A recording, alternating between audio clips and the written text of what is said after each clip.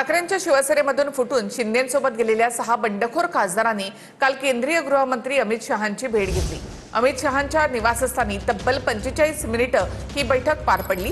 निश्चिंत रहा, निधी कमी पडू देणार नाही असा शब्द अमित शहांनी 6 खासदारांना दिला आहे। ठाकरेंच्या शिवसेनेतून फुटून शिंदेंसोबत गेलेल्या 6 बंडखोर खासदारांनी काल केंद्रीय गृहमंत्री अमित शहांची भेट घेतली।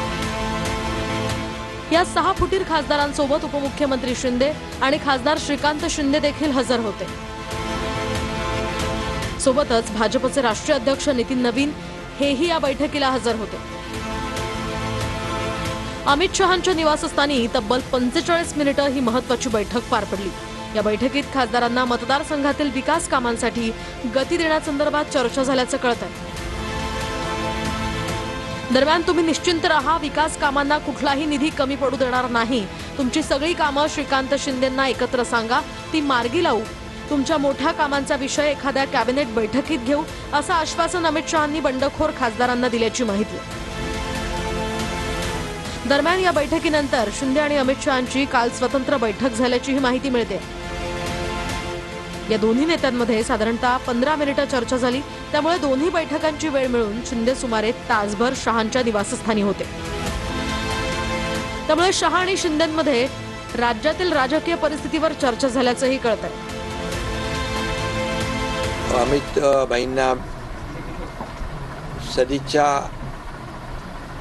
भेट म्हणून आम्ही त्यांचे आशीर्वाद घ्यायला गेलो होतो आणि त्याचबरोबर या खासदारांच्या मतदार क्षेत्रातल्या विकास कामांचे काही प्रस्ताव, काही पत्र देखील या ठिकाणी दिलेली आहेत।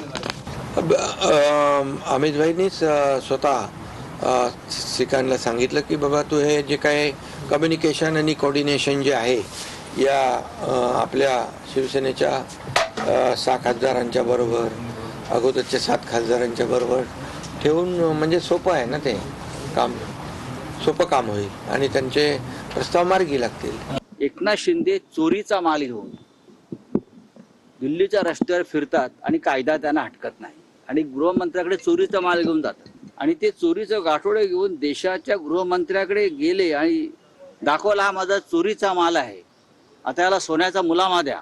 आम्ही बघा त्यांच्यासारखी भाषा करणार नाही। ते तुडवायची भाषा करतात, आम्ही वाढवायची भाषा करतो। ते अतिशय खालच्या पातळीवर जाऊन 4 वर्ष आम्हाला शिव्या देत आहेत, 4 वर्ष आम्हाला शिव्याशाप देत आहेत।